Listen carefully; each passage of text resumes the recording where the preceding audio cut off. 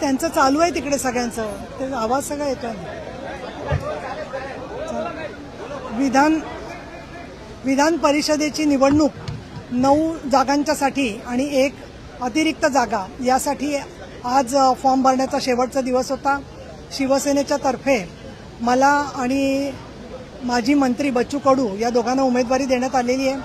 आणि गेले सातत्याने अनेक वर्ष आपल्याला कल्पना आहे की इथे 2002 ते 2014 पर्यंत काँग्रेस आणि राष्ट्रवादीचं सरकार होतं आणि 2014 पासून भारतीय जनता पक्ष आणि शिवसेना युतीचं सरकार आहे.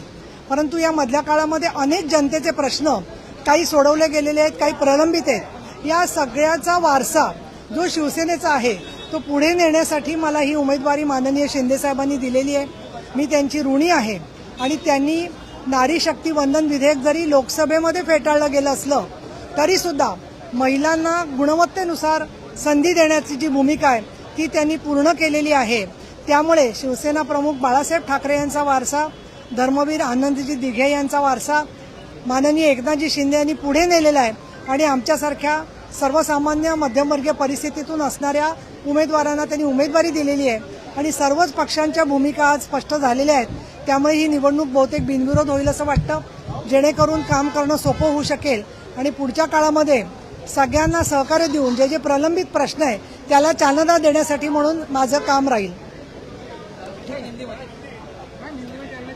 फिर एक बार विधान परिषद पर जिम्मेदारी सौंपी गई है, क्या कहेंगे इस पर, कैसा लग रहा है आपको?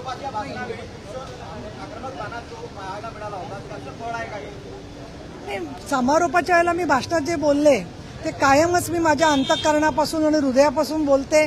ती माझी व्यथा. खरं तर मी 24 वर्षांचा जो अनुभव आहे तो सांगण्यासारखा तासनतास गेले तरी पूर्ण होणार नाही. पण मी एका वर्षाला 1 मिनिट असं करून 24 मिनिटाचं भाषण केलं होतं, ज्याच्यात मी सत्य काय ते मांडलेलं होतं. आणि ते सत्य मांडल्याच्या बरोबरच आधीसुद्धा अनेक वेळेला माननीय शिंदे साहेबांनी, फडणवीस साहेबांनी माझे विचार ऐकलेले आहेत. आणि त्याचबरोबर केवळ कोणावर टीका करायची म्हणून नाही, परंतु राजकारणामध्ये वेळ देणारा नेता असेल, कृतिशील नेता असेल, एकनाथ शिंदे साहेबांसारखा एक प्रखर हिंदुत्वाची भूमिका घेत असताना केंद्रामध्ये आणि राज्यामध्ये या ठिकाणी एनडीए आणि महायुती मजबूत होणारं सरकार असेल तर नक्कीच समाजाला न्याय मिळू शकतो. ही माझी जी भूमिका आहे त्या भूमिकेचा विचार पक्षाने केलेला आहे. काही लोक काही संदर्भात जे काय त्यांचं म्हणणं आहे ते सगळं म्हणणं साहेबांनी ऐकून घेतलेलं आहे. आणि त्यामुळे माननीय शिंदे साहेबांचे मी ऋणी आहे की त्यांनी मला कामाची संधी दिलेली आहे. मी त्यांचे आभार मानते.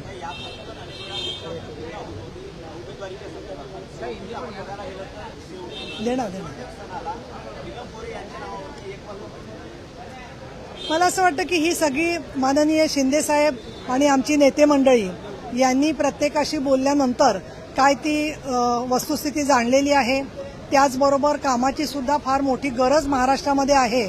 त्यामुळे ज्यांना ज्यांना काम करायचं आहे त्या प्रत्येकाला सन्मान, पद आणि चांगल्या प्रकारची संधी देण्याची पक्षाने जबाबदारीसाठी कालच बैठक घेतलेली आहे. आणि मी सुद्धा त्या प्रत्येकाचं म्हणणं ऐकून घेऊन त्याच्यातलं जे काही मला त्यांना कामामध्ये मदत करता येईल ते त्या पुरुष वर्ग असेल, महिला असतील, सामाजिक न्यायाचे प्रश्न असतील, अगदी पत्रकार असतील, त्यांचे पण वेगवेगळे प्रश्न आहेत, त्या सगळ्याला कुठेतरी सरकारकडून चांगलं मदत व्हावी, पाठिंबा व्हावा ही माझी भूमिका असणार आहे. आता ती 2 तारखेला स्क्रुटिनी आहे, त्यामुळे त्या दिवशी चित्र स्पष्ट होईल. पण 1 मे उद्या आहे, हा कामगार दिन आहे आणि संयुक्त महाराष्ट्राचा सुद्धा दिवस म्हणून आपण महाराष्ट्र दिन म्हणून सुद्धा साजरा करतो. हुतात्म्यांनी यासाठी बलिदान केलेलं आहे.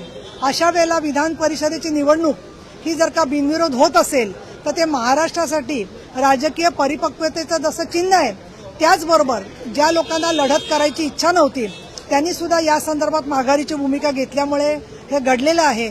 तर मला त्याच्यावरती काही भाष्य करायचं नाहीये. याच्याबद्दलचं उत्तर आपल्याला लवकरच मिळेल.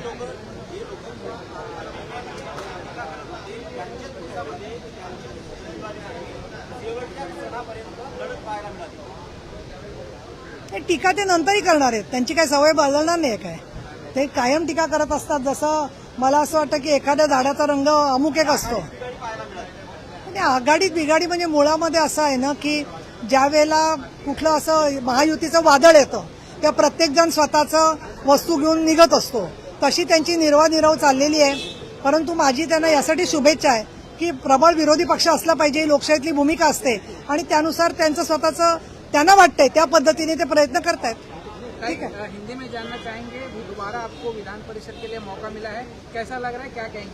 नहीं, एक तो बहुत खुशी है, लेकिन मन में बहुत एक अलग तरीके की चुनौती भी आगे है, क्योंकि अभी तक मैंने 24 साल में जो काम किया वो एक विधायक होने के हस्ती से किया, लेकिन मैं उपसभापति बन के भी 7 साल काम किया है. तो ये सब अनुभव का फायदा लोगों के जो सवाल उलझे हुए नहीं है उनको छुड़ाने के लिए काम जरूर होगा. फिर मैं ये कहना चाहूंगी कि मोदी साहब सेंटर में जो काम कर रहे हैं और राज्य में फडणवीस साहब, शिंदे साहब और सुनेत्रा जी पवार जो काम कर रहे हैं उसमें कई महिलाओं के सवालों को अच्छी तरीके से काम करने की हमारी कोशिश चल रही है.